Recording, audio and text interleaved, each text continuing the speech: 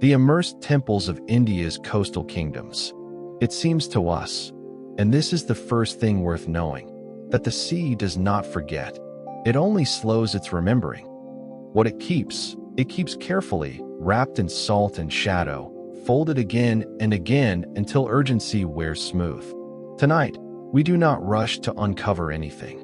We lower ourselves gently into that patience, as one lowers a lantern into deep water and watches the light learn how to be blue. Before there is shape, there is hush. Not silence, exactly, but a softened version of the world's voice, as if distance itself had learned to speak kindly. The day loosens its grip. The edges of thought blur. We notice our breath first, then how easily it joins the rhythm of water. We stand together at a coast that remembers more names than it still speaks. Beneath our feet, sand overlays shell, shell overlays stone, stone overlays a road that once carried footsteps toward prayer. Our heels are still warm with the day's last sun, yet the air holds a cool hollow, a promise of depth. The sea feels close here, not as spectacle, but as presence, like a slow organ sounding beneath the skin. There is a marker. There is always a marker. A single pillar rises from the shallows, worn into a gentle shoulder by tide and time. It stands where a causeway once met a courtyard, and it asks nothing of us except recognition. This is our compass. We do not need more than this. Light begins its descent, not abruptly, but in pleats and ribbons, thinning as it goes, resting briefly on half-buried steps, on lintels softened into curves. The water takes the sun and teaches it restraint. We follow. Our hands, if we let them drift down, meet stone colder than expected, a sensible cold, steady, grounding, dusted with the fine grit of silt that lifts and settles again like breath. We trace a molded capital and find, beneath the algae, the faint hollows where thumbs once pressed. It is a curious fact, one we share quietly, that architecture keeps fingerprints. Stone remembers touch the way paper remembers ink. In this way, the temple becomes a book written slowly enough to be read with the hands. We speak just enough of place to situate ourselves. A shallow gulf, mudflats that once steamed in the sun, an archipelago of low islands stitched together by memory and tide. A coastal kingdom whose days were counted in festivals and monsoon returns, whose wealth moved as pepper and cloth and salt. The name of that kingdom drifts, recorded in an elder's half-remembered story or a colonial survey written in a careful hand, but we do not need to hold it tightly. For now, it is enough to know the shoreline's composition: sand, shell, reef, and the long, forgiving slope that carried stone into water. As we lower our attention further, sound reshapes itself. Gulls become distant punctuation. Water speaks in thin syllables as it moves through broken corridors. There is the click of a crab beneath an overturned pot, the faint, musical scrape of pebbles adjusting their positions. These sounds do not ask for interpretation. Let them be a metronome for breathing. If you will, breathe with us now. In with the tide, out with the tide. We draw in, and the sea receives. We release, and the sea returns it, changed only by time. Our promise, to each other, and to the night, is simple. We will move slowly. We will notice. We will keep what we find tender and small. We will not summon storms or force conclusions. We will read surfaces and margins together, as one reads marginalia, with curiosity, with restraint, with pleasure in what is implied rather than proven. The first forms reveal themselves without drama. A lintel tipped at an angle. The suggestion of a carved lotus, its petals thinned by water into humility. A shallow niche where an offering once rested, and where silt now lies like a folded cloth.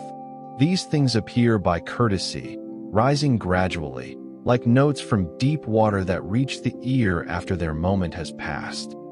We place our palms against the cold of a step.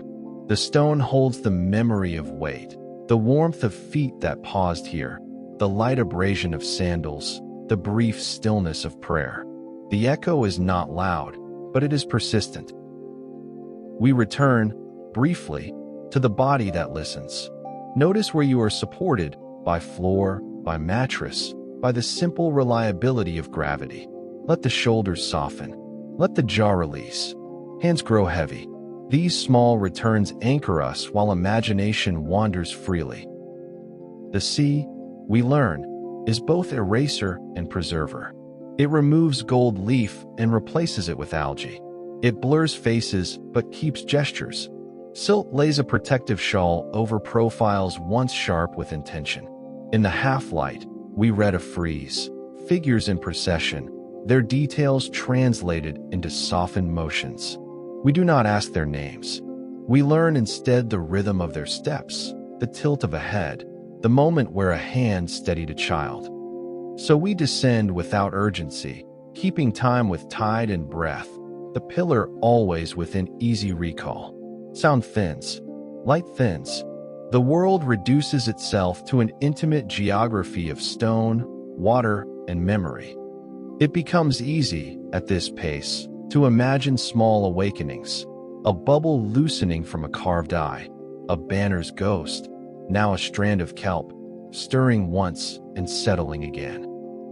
These are quiet miracles.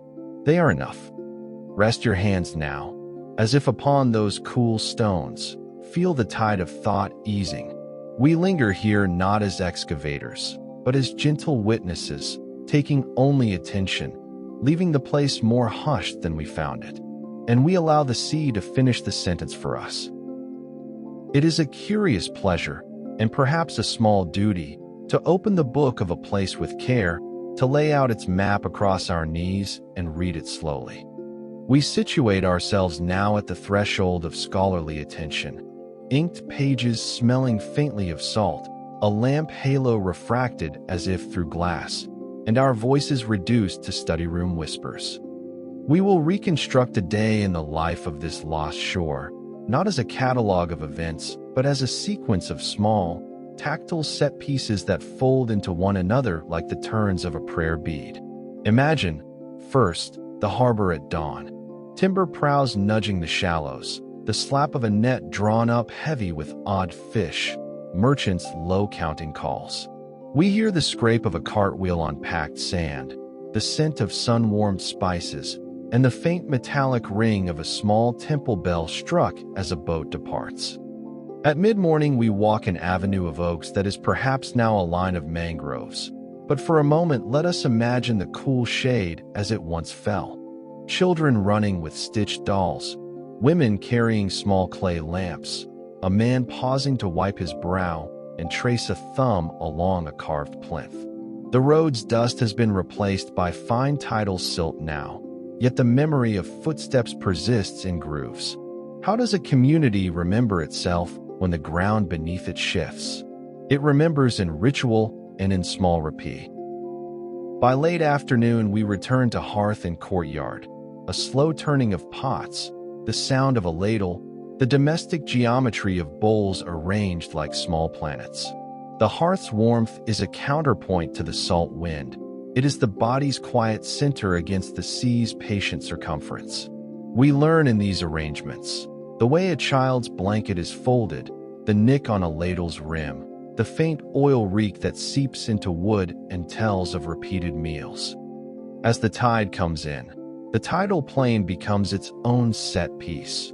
Shallow pools catching the sky, crabs scurrying like punctuation marks, the long sweep of horizon as if a curtain being drawn. Perhaps a priest walked this plane in procession, sandals wet and offerings cupped, the slow cadence of sandals setting a rhythm the whole town could keep. What does ritual feel like when your feet sink slightly with each step? It feels like attendance. It feels like giving weight to something that matters. These scenes, harbor, Oak Avenue, hearth, tidal plane, are not distinct boxes but overlapping textures.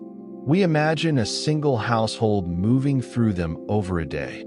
A mother at the hearth hears the harbor bell. A child chases gulls along the avenue and then sleeps wrapped in a shawl. The priest returns from the plain with salt on his ankles. The effect of bringing these set pieces together is to create a continuity that resists sudden erasure. Intermittently, a scholar's aside, colonial surveyors often mistook local toponyms, and the maps we consult carry their own gentle errors, like palimpsests. One might suppose administrative records and temple lists would give clean answers about a community's shape, yet these documents are palimpsests of omission and emphasis.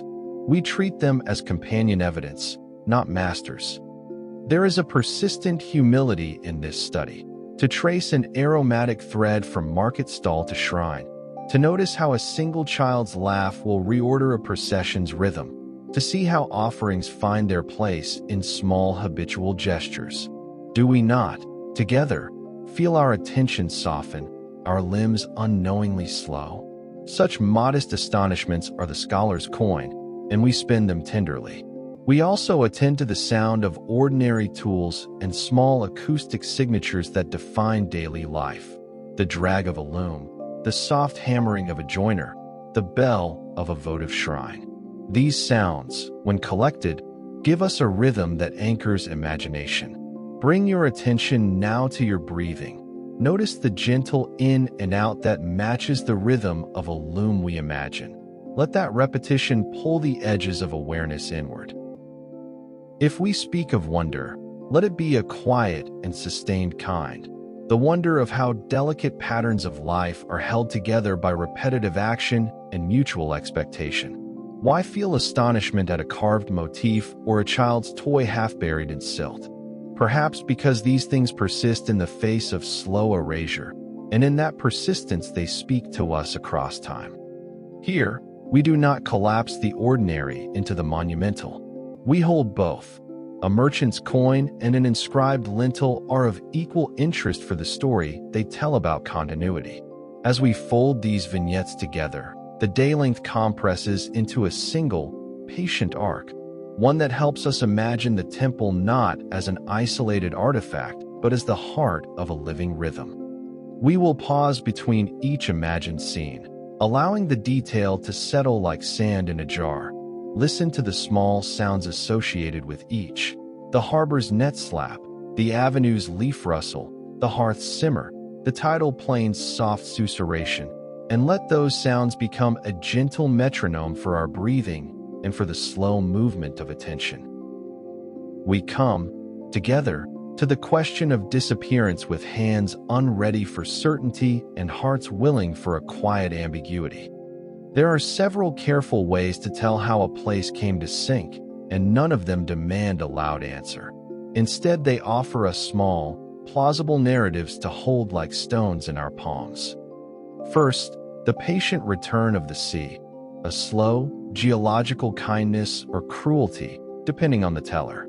Imagine a coastline that keeps one long ledger of small increments, tides inching beyond memory, salt air climbing like a fine dust into fields, mangroves breathing wider as the line of firm land thins. In such a scenario, there are no singular devastations, only a succession of small absences.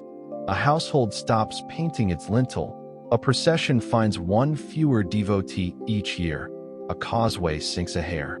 Then consider the sudden inlet, a single, catastrophic event unmaking a landscape overnight. An inlet opens where none was before, a storm surge, a cyclone's maw, a quake that rearranges the seafloor. In such stories, the temple is not so much yielded to time as taken in a single, dramatic breath. Roofs go slack, courtyards fill with a brown, brisk current, and a child's toy might be left bobbing where a foot once stood. The sudden inlet leaves clearer traces, trees snapped like matchsticks, households swept in a single account, footprints arrested in mud. A third account is the human slow undoing, economic shifts, the rerouting of trade, the reorientation of a polity, or deliberate engineering that alters watercourses. People make their own losses as much as they inherit them. A harbor diverted for a new road, a canal dug carelessly for a plantation, the long draining of wetlands for salt pans. These are small acts that, stitched together, change drainage, and invite the sea to come closer. Sometimes a community makes a strategic retreat, moving sacred images inland and leaving thresholds behind like folded letters. Which of these is true? We will not decide for you. We will keep them as our companion hypotheses and watch how the evidence receives them. It is a curious and useful posture to permit multiple stories to exist at once, each illuminating a different facet of the temple's life. Between these broad genealogies, we place intimate losses. The child who leaves a small carved peg beside a threshold because she cannot carry both it and a bowl. The lover who ties a strip of cloth to a pillar and finds, a year later, that the cloth has matured into algae. The keeper of the shrine who, in old age, walks the last procession alone and then stops coming. These are not statistics. They are the temperature of a place felt at its edges. When we imagine such moments, we find the emotional traces that large theories sometimes miss, the human weight that anchors a site to memory. And then there is the motif that we will bring forward with particular care, the sunken ziggurat, a tiered mass of stone rising in plan like a small mountain within the temple complex. In the ziggurat reading, the temple inherits a vertical drama. Terraces and steps that once led pilgrims upward now lead downward, and an inner chamber becomes, paradoxically, the site of memory and of a soft revelation. We will let the ziggurat be both architectural fact and symbolic anchor, a structure that organizes ritual routes and, later, organizes our questions. We imagine entering this inner chamber together, descending steps that remember palms and knees. The air thins into water's hush. Our ears fill with a low, patient resonance. In the chamber, there is a single object that has resisted being turned into sediment. A small thing, a thumb-worn wooden peg perhaps, or a child's little clay animal. Its paint gone, but its shape intact. We lift it together as one might lift a folded note and find, in its smallness, a complete story. Someone loved it, someone lost it, and proximity to that loss makes time shrink and stretch in ways that obey no calendar. Between the macro and the micro, we notice clues, strata in a cut and a braided beam, a layer of storm silt distinct from the usual river deposit. Sonar lines show an alignment that suggests causeways. A fisher's net brings up a fragment of pottery stamped with a king's mark. These pieces assemble like small bones of a larger case, and in their arrangement we prefer to practice tentative patience rather than confident narrative. We use technical words when necessary, stratigraphy, transgressive sequences, depositional hiatus, but we translate them into texture, layers like pages, a sudden sand sheet like a closed book. There are moments of real mystery that resist even patient reconstruction. A carved niche that faces not toward the rising sun, but toward a dark channel. A procession pathway that seems to curve around nothing visible. A set of steps that descend into a water chamber whose entrance suggests deliberate flooding as part of a ritual or perhaps as an adaptive strategy. These anomalies generate debates among scholars, and their very existence is a reminder that cultures can design for both the sacred and the practical, sometimes in the same breath. Consider, for a moment, the idea that the temple was intentionally flooded at intervals, a ritual cleansing that, over generations, became a defensive adaptation. Could the architects have known the sea's inclinations better than later administrators credited them for? Might a ritual that required temporary immersion have been transformed into a permanent embrace by environmental change?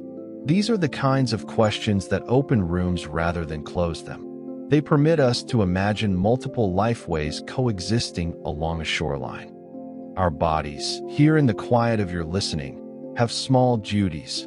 Feel the cool clay beneath our toes, if only in imagination. Notice how our breathing slows. Allow the minute tension in the jaw to ease. Such small returns to the body are not interruptions. They are the only faithful anchors when history and conjecture drift. We breathe together, and our in-breath is a measure against the long record of the sea. There are also acoustic clues. In certain hollows, the sound of a passing boat echoes differently. In others, the water forms a membrane that muffles footsteps entirely. Sound can show us where channels once ran, and fishermen have long used oral signatures as if they were maps. A sonar blip is not less poetic for being mechanical. It is simply another way that human curiosity hears the outline of a vanished geometry. In the quieter archives, we find human testimony that complicates tidy explanations. A midwife's tale of a night when the river closed up and then reopened, a trader's note about a new inlet that altered routes of spices, a child's memory of finding coins on a low terrace. These memories are partial, often contradictory, and yet they are essential to the texture of reconstruction. They remind us that a site is not only stones and sediment, but also the ongoing work of remembering. We might also imagine the peculiar ways absence preserves presence. Shells adhering to an icon's eyebrow like a delicate fringe, the tiny crusting of salt that records a child's thumbprint, or coral knitting itself into a broken spandrel and making of loss a new, living ornament. These are the small miracles of continuity that ask us to be patient witnesses.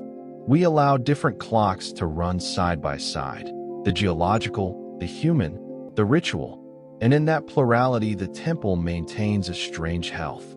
We keep listening together. We move now into the broader rooms of history and of habit, where architecture and ritual converse like old neighbors across a low wall. Imagine we walk slowly through the temple complex as if through a house of many afternoons, lanterns hung from eaves, and every doorway exhaling a small catalog of lives. The courtyards are arranged with a deliberate economy, mandapa opening onto plinths, pilasters that bear carved parrots and braided vines, and the garbhagriha, the small inner sanctum, that in some complexes reads like a private throat for the community's voice. Listen to the courtyard as an instrument. Its stones hold the memory of feet. The acoustics are not accidental. An approach to the main shrine funnels sound in a particular way, so that a low chant from the west will bloom inside, as if a hand had cupped the air. We note these features because ritual moves with acoustics, processions, spoken blessings, the place where a drum is best heard. There is a geometry to devotion, and in coastal kingdoms that geometry learns to reply to water's temper. We may pause at a smaller shrine, one that is almost private compared to the temple's main axis. Its base is half buried by silt, and carved reliefs have been softened by long, patient wetness. A devotee might once have left oil and rice here. The residue now takes the form of fine lichen and the scatter of tiny shells. Touching that base is like reading a marginal note, small, intimate, and revealing of private sorrow and gratitude. In the marketplace adjacent to the temple, we imagine a different economy of textures. Stalls shaded with woven mats, baskets of tamarind and dried fish, spices stacked like low monuments. Traders' carts leave wheel marks that, when later submerged, become the template for algal growth. The step from market to shrine is short and deliberate. Offerings move along the same paths as pepper and cloth. Here culture and commerce meet in slow, habitual choreography. We consider patrons and artisans, kings who endowed a plinth, guilds that marked a pillar with their emblem, masons whose hands left signature marks in the corbels. The sculptural vocabulary is shared across sites: lotus, naga, royal procession. And yet each temple contains idiosyncrasies that insist on local stories. A particular brocade pattern carved on a lintel, a dancer's foot holding a tiny scar created by a miscut chisel. These small differences teach us to be attentive. Speculative archaeology sits with measured humility here. When we propose a reconstruction of a facade or imagine the color that once brightened a cornice, we couch our conjectures in the language of probability and of affectionate hypothesis. Perhaps the main hall was painted in indigo and vermilion. Perhaps the procession wore garlands of coconut husk. We will say these softly, not to fix an absolute past, but to give texture to the absent. There is an important motif to note: water as both eraser and preserver. Salt corrodes metal and softens mortar, and yet silt seals wooden beams from oxygen and allows organic objects to survive beneath a carpet of mud. In some respects, the sea has been a conservator, creating anoxic pockets that arrested decay. We are fond of the paradox. A carved relief lost to sight may be held intact where a roof once sheltered it from the air. Ritual practices adapted to the shore. Processions designed for firm ground acquired variations when water intruded. Boats replaced foot processions, and offerings were sometimes arranged afloat in shallow basins. Pilgrimage routes that once approached by causeway might be traversed by small skiff. In our reimagining, we witness the ingenuity of people making continuity out of change. Take a moment to imagine the festival calendar as a slow, repeating architecture. Certain days called for incense and for fire, certain nights for lamps that floated. The optics of these practices, light among water, the reflection of a lamp on a shallow pool, produced particular sensations of the sacred. We linger on that image because it is exactly the sort of detail that becomes quietly important across generations. Materials and craft matter. The stone chosen for a pillar, the lime plaster that took pigment, the cord beams that bore weight. These choices reflect environment as much as aesthetics. Builders knew local geology and had preferences for certain quarried stones that resisted the salt better than others. Where the right stone was scarce, artisans adapted with a different finish or with sacrificial elements designed to take wear. The architecture thus becomes an archive of material knowledge. We also consider the domestic scales of devotion, a threshold where a lamp was placed each evening, a small alcove for a family's patron deity, a ritual seat carved into the plinth where an elder might sit and tell temple stories. These are not grand gestures, but sustained stations of care. When the sea reached these thresholds, those daily practices either moved inland or morphed into different forms, floating lamps instead of earthen ones, and the logic of devotion bent rather than broke. Trade and ritual entwined. Spices, textiles, and votive objects followed trade routes. In this way, the temples were nodes in a network of exchange that included not only goods, but also ideas and ritual forms. A carving style might travel with a merchant's wife who brings a pattern from a distant shore. A new invocation might be adopted because a visiting pilgrim sang it on the causeway. Thus, the temple is both local and cosmopolitan. Architecture also encodes social relations. The size of plinths, the placement of shrines, and the hierarchy of approach all map a society's priorities. A large mandapa with many pillars suggests communal gatherings and a density of ritual life. A private shrine on the complex's margin indicates a patron family's influence. These spatial cues help us to reconstruct how people moved and who they were moving for. We step again to notice the interplay of ornament and erosion. Carvings that once were sharp now read as gentle weather. Hairlines of pattern turned into soft swales where sea creatures make their home.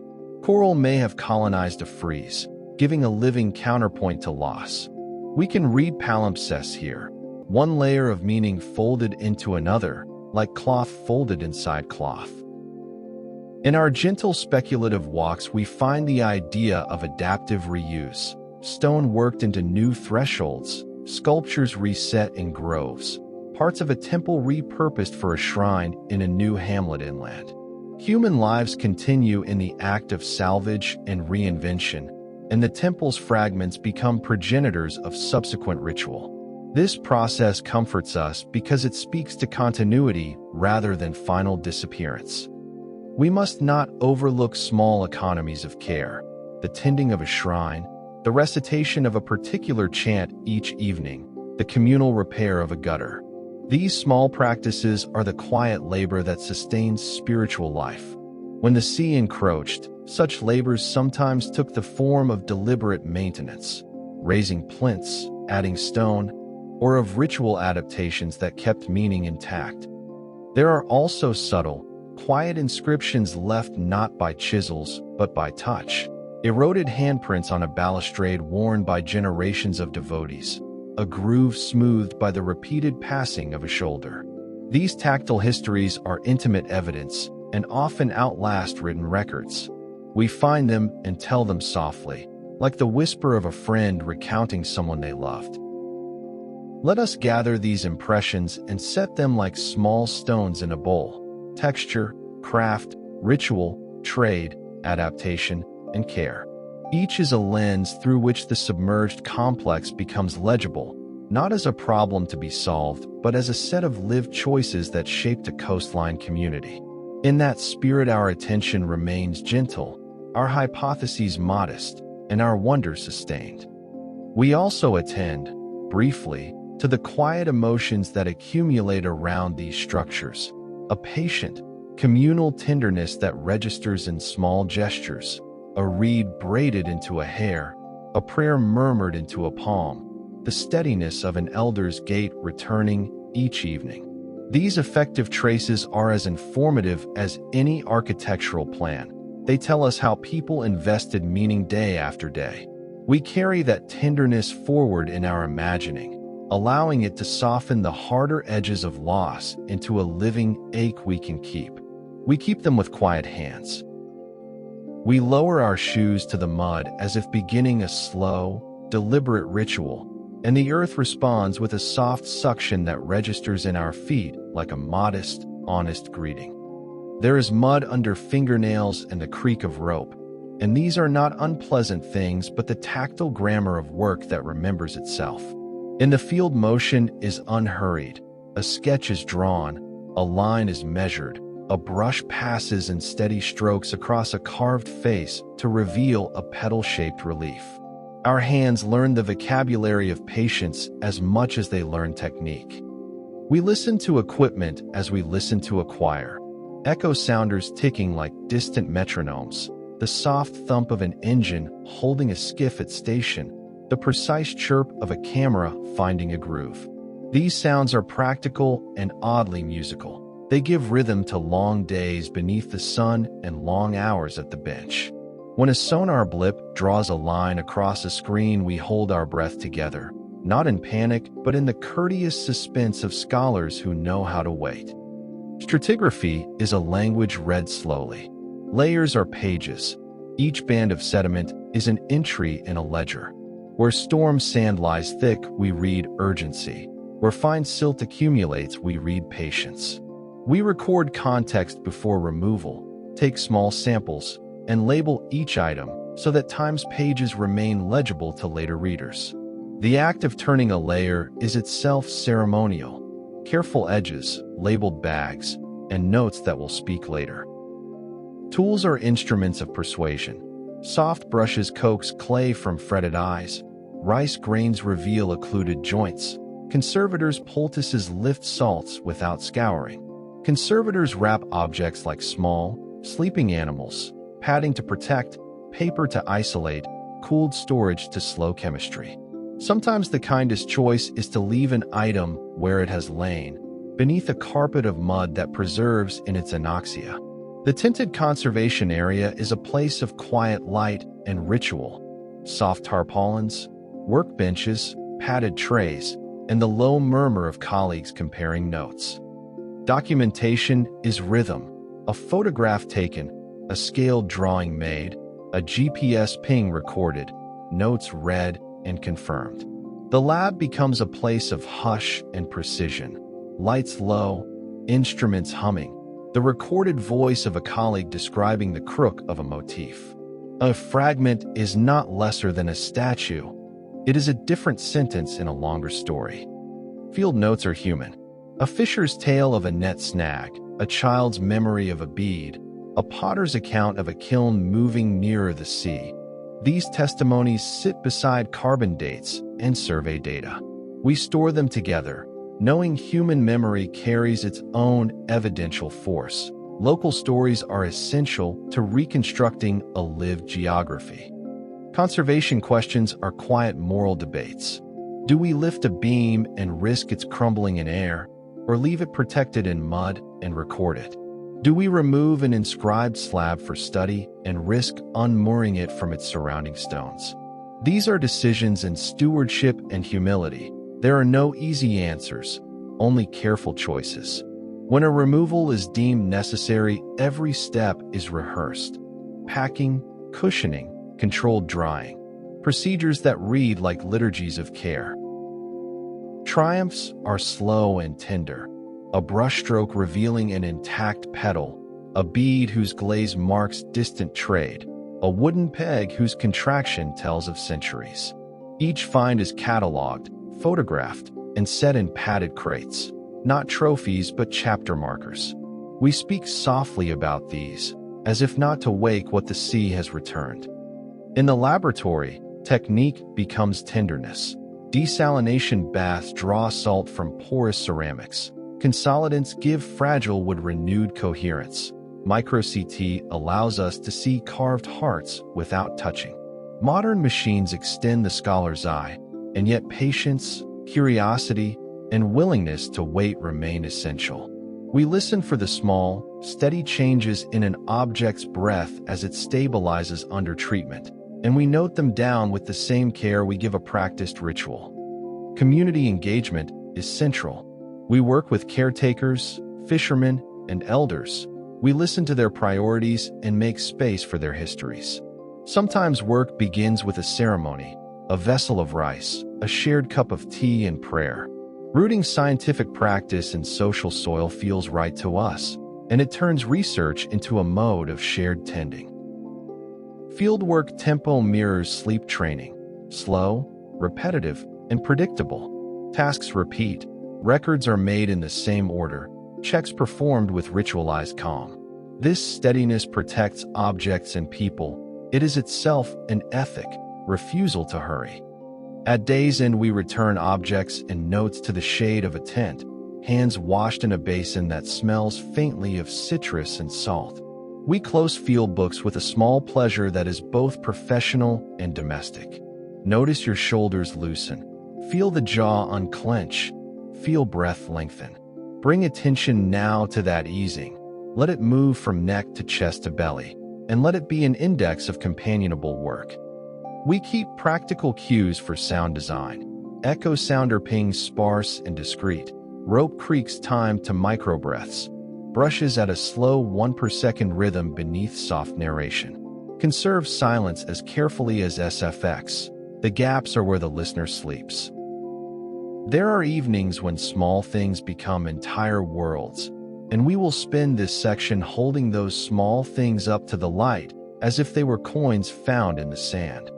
The taste of salt taffy at a harbor stall, the quick squeal of a gull from a line of crates, a child's improvised drum made from an upturned pot, tapped in a steady, uneven beat. These are the crumbs that satisfy a long hunger for detail. We begin with a lullaby. A tune hummed under a roof while lamps gutter gently, a melody repeated until the syllables fray into sleep. Imagine that lullaby carried across a courtyard, its cadence shaped by pillars so each house receives the line a hair out of phase with its neighbor. The words are not important, the movement is. The lullaby functions like a stitch, uniting households in a slow, shared rhythm. A second tangent. The goddess who folds her sari into islands. Old stories tell of a deity who drew fabric across water and pressed it into land. Children would point to the folds and name them after aunts and kin. We smile at the kindly absurdity and admit the comfort they provide, an imaginative accounting for a capricious coast. There is also the fisherman's mnemonic, a set of small rhymes taught by fathers to sons to remember shoals and channels. Syllables that correspond to stones, to a driftwood stump, to a notch in a reef. These rhymes are practical and musical. We hum one softly, letting its cadence sink under our ribs. In kitchens, we taste continuity. a pickled mango recipe traveling in slightly altered versions from port to port, an oil spice paste that marks a family's signature on rice, a method of wrapping fish in banana leaf that resists wind. These culinary habits are ways of carrying place in the mouth. When the sea encroached, some recipes were lost, others adapted and kept the coastal palate alive inland. Market rhythms give us small stories, a vendor's call elongated into a melody, a child bartering a bead for a sweet, the soft negotiation of price that at first sounds like argument and then, upon listening, like music. These are economies of care, people exchanging goods and recognition. We notice them because they matter to the shape of a life. An old ritual for launching boats involved a cloth rubbed on a deity's bronze and then tied to a mast, so the boat left with a blessing flapping in wind. When done at low tide, the cloth soaked and grew a fringe of algae.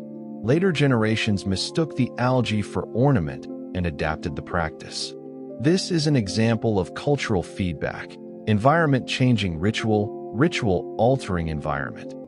We will wander into the private, the seamstress keeping leftover thread in a coconut shell, the fisherman humming while mending nets, the temple keeper folding a daily offering in the same way his mother taught, palms cupped like two small boats.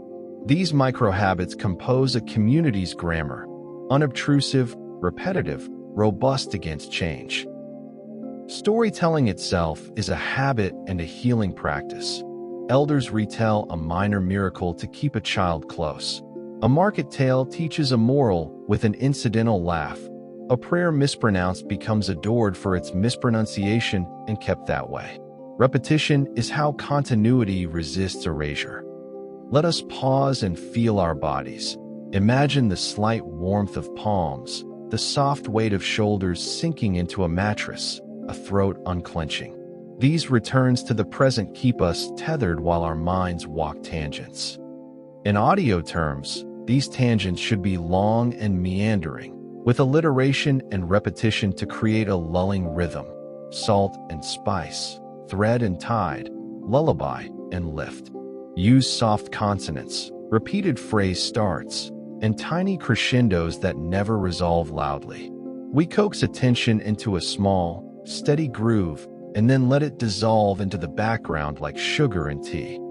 Sometimes we gather tiny objects that the sea refuses to forget, a bead encrusted with lime, a sandal thong softened by salt, a scrap of textile whose pattern hints at a distant port. We hold these things in the palm of speech, describe them aloud, and by naming them we make brief shelters for their stories, small sanctuaries against oblivion, and leave them quiet as offerings each. These tangents are not distractions. They are our slow companions. They fold the listener inward, offering textures to hold while the larger narrative continues to sink deeper. We carry them lightly, and when we return to the temple stone, they will have dulled inquiry's sharper edges and left a calmer curiosity in their place. The immersed temples of India's coastal kingdoms. We move now into the lyric margins where ritual and memory braid themselves with tide, and we listen for the ways a culture sings to itself as the sea rearranges its pages. Perhaps you will imagine incense turning into a thin, drifting veil that the water now wears like a shawl. Perhaps you will imagine bells that have learned to sing more deeply beneath the surf. Myths cluster around the temples like barnacles, each one a small architecture of sense. One story tells of a goddess who walked the shore collecting lost words and stitching them into islands. Another claims a king who built causeways as vows, only to have the sea accept them as offerings. We treat these tales as lived impressions, not literal proof, but a method by which a community names misfortune and makes it tolerable. What does a people do when their horizon ceases to be stable? They tell stories to steady the keel. Ritual adapts in practical ways. Consider the offering, where once clay lamps burned in tiers along a stair, now small oil lamps float in shallow basins and drift like luminous seeds. Processions that formerly moved along dry causeways become quiet flotillas, priests learned the precise angle at which a boat must arrive so an offering might touch a plinth without jarring the stone. These changes are careful negotiations between devotion and environment. There is a particular charm in improvisations. Woven mats lashed onto rafts to carry a shrine, reed baskets as offering bowls, strings of shells replacing bells when bronze corrodes. Communities make do with intelligence that has the patience of weather. We watch these adaptations as students of a language that has shifted its grammar to accommodate a new sound. Oral fragments persist as memory anchors. A procession hymn may be sung now with an additional line, a phrase added when a causeway failed. The extra phrase becomes a map. A fisher's blessing contains coordinates disguised as verse. A lullaby includes names of safe shoals. These mnemonic devices are practical poetry and keepers of continuity. We hum one such line together, modestly and without ceremony, allowing its cadence to soften our exhalations. The temple landscape develops an ecology of practice. Offerings that resist water, prayers timed to ebb and flow, motifs that incorporate shells and coral. Artisans carve with awareness that sea life will claim grooves, so decorative strategy becomes anticipatory. The sea becomes a collaborator in ornament. Festivals morph. Where fire once dominated, water shares the stage.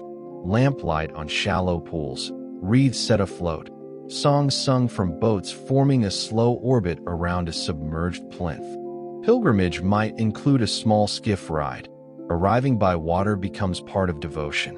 We imagine the hush of hundreds of lamps reflected in a shallow bay, a quiet halo trembling with every small wave. Myth does more than explain, it authorizes practice. A story of a deity who accepts salt water legitimizes placing offering trays upon water. A charter myth that tells of a ruler offering his crown to the sea gives moral permission to accept loss and continue worship. Thus, myth and ritual scaffold one another, keeping social fabric intact as topography shifts.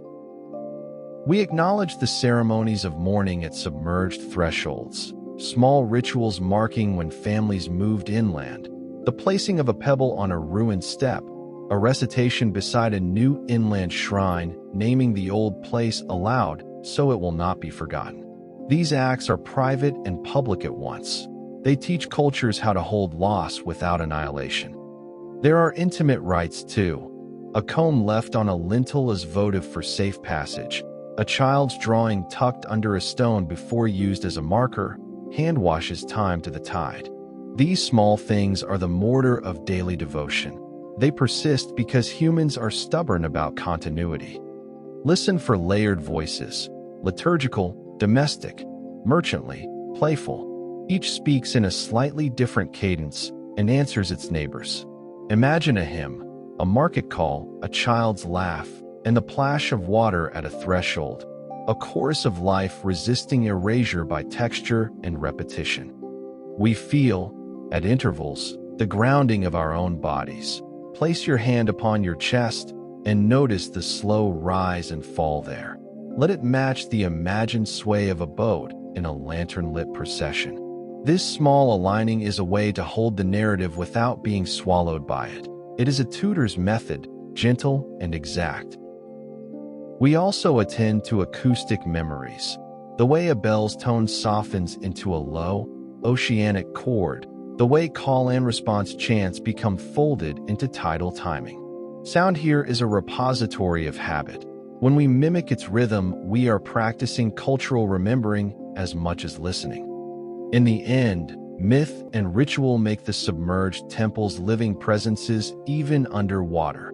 Communities translate loss into practice, weave absence into habit, and assert that sacredness is not only in stone, but in the ongoing acts that remember them. We keep those acts like a candle under glass, and we carry the light with quiet hands. We breathe with that light, let it warm a palm, and then we set it down with slow, respectful motion. It is enough, and then we sleep together. We pause now to listen, not with urgency, not with effort, but with the patient attention one gives to rain at night. or to a clock heard from another room. Sound behaves differently here, and we allow it to teach us how to rest. Beneath the water, sharp edges soften, tones lengthen.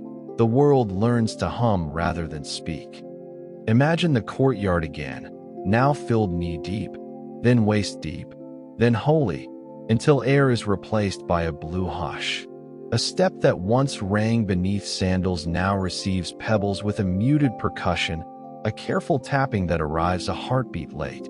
Each sound carries weight and then releases it slowly, like breath through folded cloth. We hear a bell, or rather, we hear what a bell becomes when water holds it. The strike is no longer bright. It rounds itself into a low, whale-like note that travels along stone and settles in the body before the mind can name it. It is less an announcement than an embrace. Sound moves farther here, yet arrives softened. Bass tones wander patiently. Higher notes dissolve into shimmer. A chant, if sung, would lose its consonants first, then its words, until only cadence remains, a rocking pattern that mirrors tide and breath. We notice how quickly our own breathing begins to follow it. There is the small, domestic sound of bubbles lifting from a crevice, a gentle pop, irregular, almost playful. Pebbles click together on a submerged stair, a sound like distant knitting needles. Seagrass brushes stone with a whisper that repeats and repeats until it becomes texture rather than event. We take a moment to feel where sound arrives in us. Perhaps low tones settle in the chest. Perhaps lighter ones graze the crown of the head. There is no need to choose. We let the body decide where to listen. This is an old skill, one that predates architecture. A curious fact, offered softly, water carries sound faster than air, but the ear receives it differently, more diffusely. Direction blurs, source becomes unimportant. This diffusion is a kindness. It removes the obligation to orient, to identify, to respond. We float within a field of tone. Imagine how ritual adapted acoustically. Bells spaced farther apart, so their tones would not crowd one another. Chants slowed so syllables would not tangle. Drums replaced by clapped hands against water, producing a gentle, cupped resonance. Sound design becomes devotion. Lanterns sway, and their chains make a faint metallic kiss against stone, not enough to demand attention, just enough to remind us that gravity still exists, even here. Somewhere farther off, something large moves, not with menace, but with scale, and its passing folds the water into a deeper hush. We keep our voice spare now. Between phrases, we leave room, wide rooms, so that ambient sound may do the holding. This is not emptiness, it is hospitality.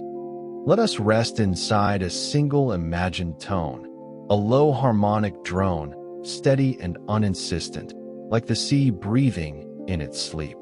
We ride it without effort. Our shoulders lower. Our jaw loosens. The work of listening becomes indistinguishable from rest. If a chant once ended with a blessing, it might have sounded like this underwater.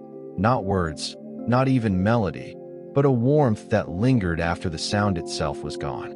We sit with that warmth, letting it thin naturally. Nothing needs to conclude here. Sound fades on its own when no one chases it. We trust that knowledge. We allow the hush to gather us, evenly, kindly, until listening and sleeping are very nearly the same thing. We offer ourselves now a series of small holdings, moments sized to the palm, each one slow enough to be felt without effort. Think of these as stones warmed by the day, gathered one by one, then set down again. First vignette, stone. We run our fingers along a column that once held shadow. The carving is shallow here, deeper there, as if the stone learned by listening. Salt has written its own script in the grooves, a pale dusting that softens edges without erasing intention. The surface is cool, steady, faintly damp. We notice how the texture asks nothing of us except patience. Our breathing eases to match the slow work of touch. Second vignette, water. A thin sheet of water slides across a threshold and gathers at our ankles.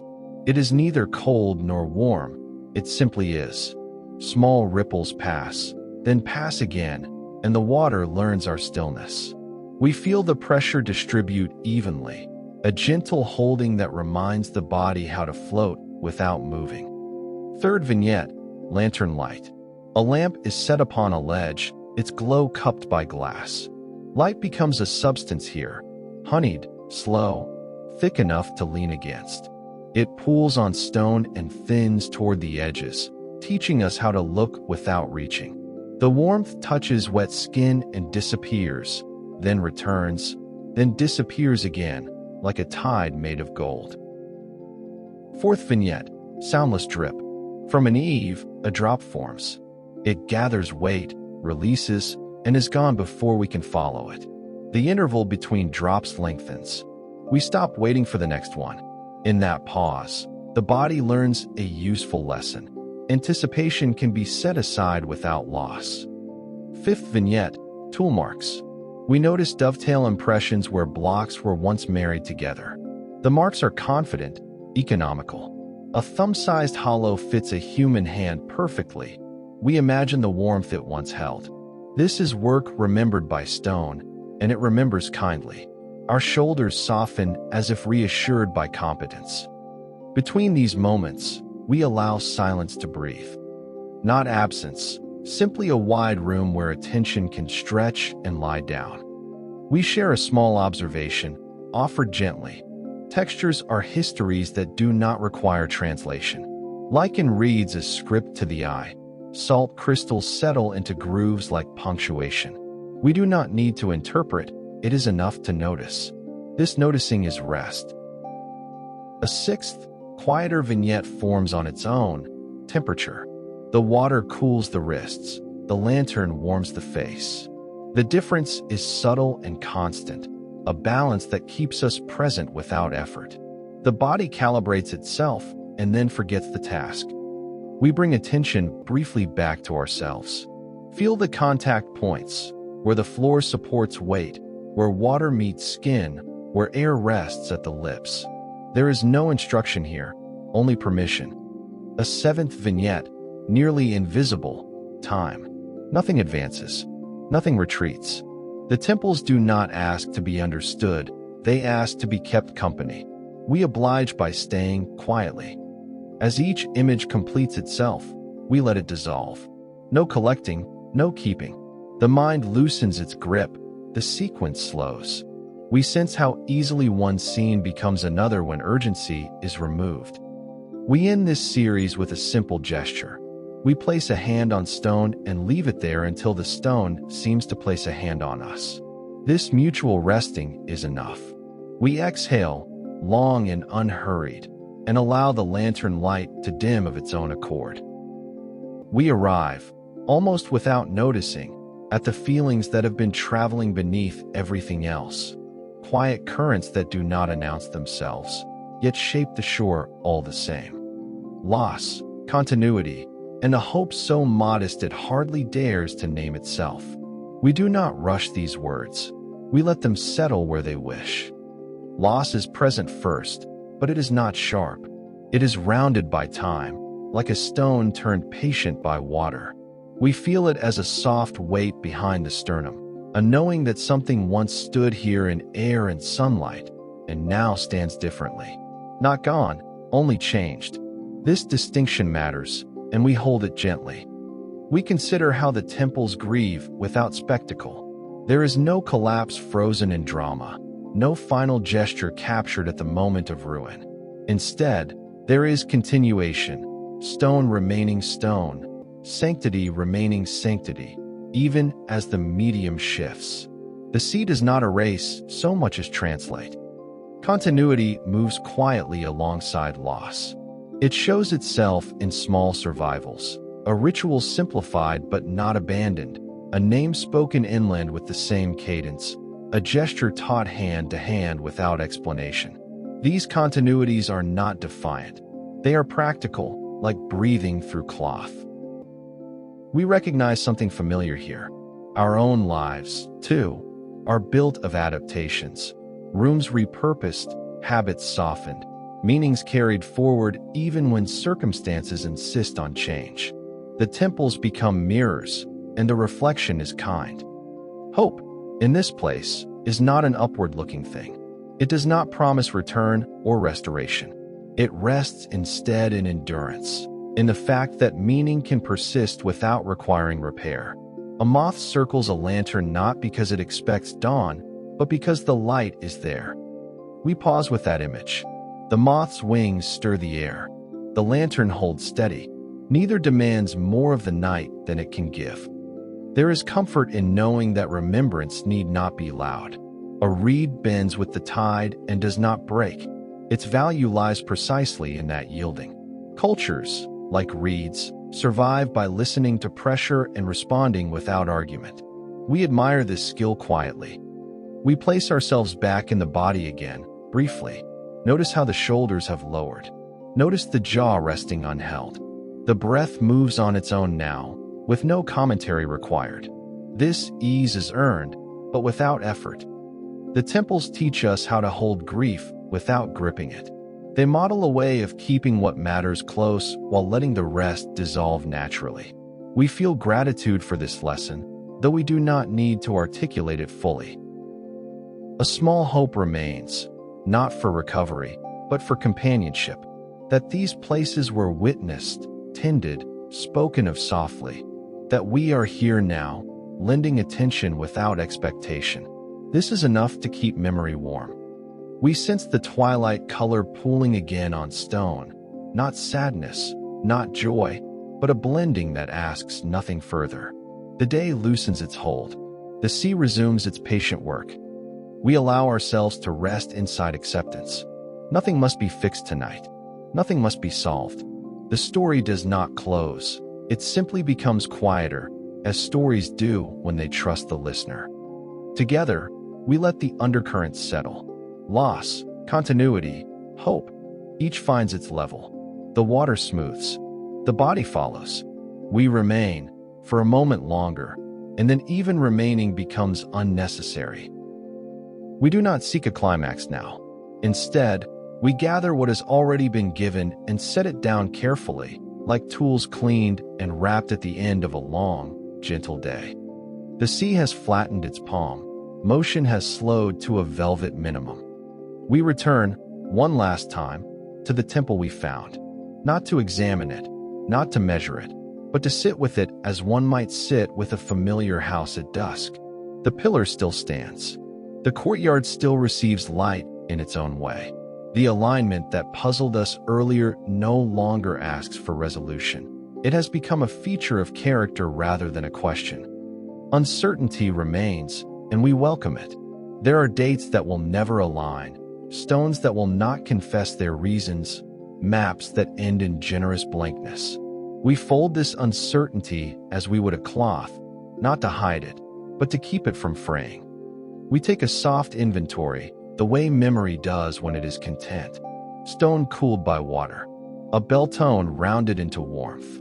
The careful marks of hands that expected time to behave. The patience of divers. The resilience of stories. Each item is named once and then released.